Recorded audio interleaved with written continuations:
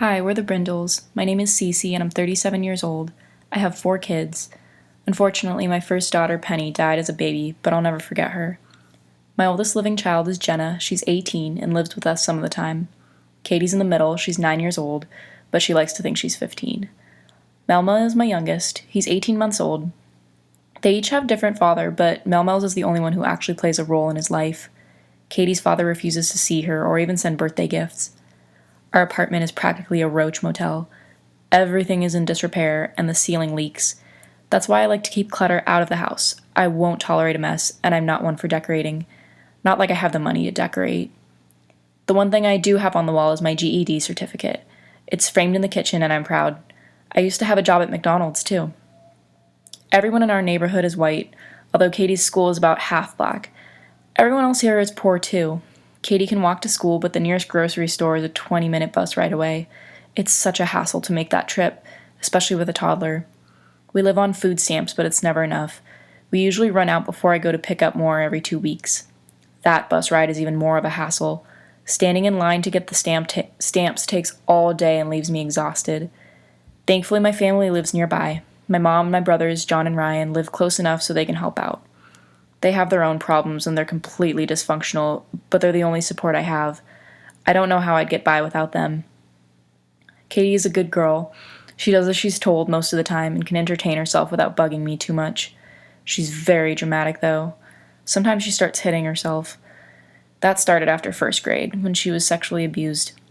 She missed some school and stayed in the hospital because she wouldn't stop hurting herself.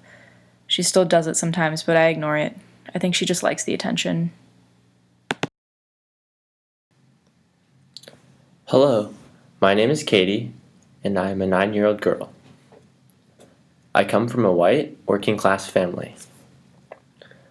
I currently live with my mother, Cece, and my 18-month-old half-brother, Melvin.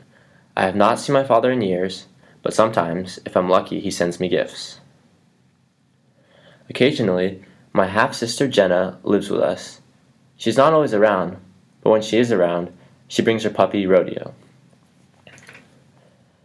I currently go to the Lower Richmond Elementary School, and I'm in the 4th grade now. I only have 2 more years till I'm in the middle school, then I can play with all the big kids. My school is pretty close to home, so I usually walk there. When I come home after a long day of school, I like to fix myself a snack. I know my mom is usually busy, so I prefer not to bother her. I've gotten pretty used to it, so it's become natural for me. On the weekends, I like to visit my grandma. She lives pretty close to us. I usually get to play with my cousin Amy when I go there. We both like to make skits. When I'm not with Amy, I like to play with other kids in my neighborhood. Mom says I can't leave the parking lot of our building, so I just play inside it. I ride my bike and play tag with the kids. At home, I enjoy playing with my Barbies. I actually have 15 of them. Sometimes I invite friends over and we dress up our Barbies and do each other's hair. We always have so much fun. I asked Mama if I could join a choir group and Christian youth program, and she said yes. So during the school week, I participate in a choir group. We meet every week after school for 1 hour. I really like singing. On Friday nights, I spend my time with my Christian youth program. We sing songs, learn Bible stories, and play games. Some people at school think I look fat. I hate that. I don't want people to think I look fat or look different. It's hard though. It's something that constantly bothers me. What if I'm not cute enough? What if I'm too fat or too ugly? I just want to fit in. Sometimes being called fat hurts. Sometimes I just want to hurt myself because I don't fit in. Last year, I had to miss quite a bit of school because I was sent to the hospital because I was hurting myself.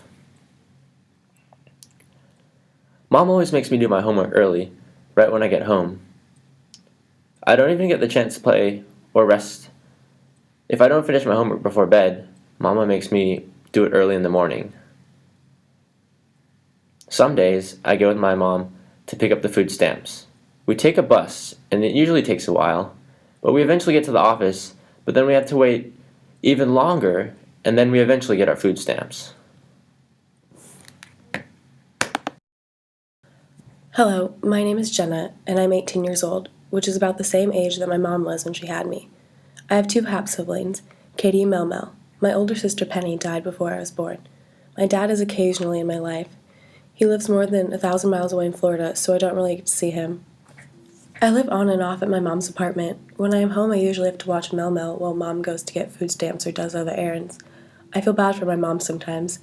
She's a lot to deal with, and Katie and Mel Mel don't make it any easier.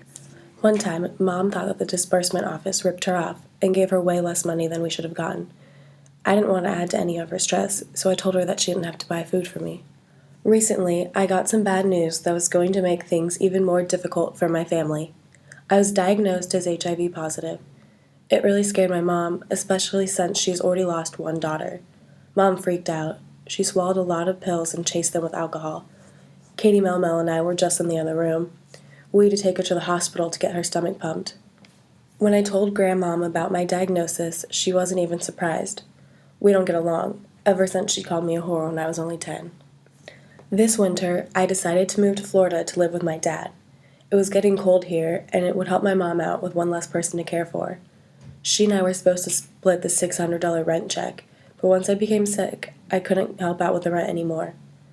As soon as I got to Florida, my dad wasn't as helpful as I thought he was going to be. My living arrangements fell through, and I was only getting sicker.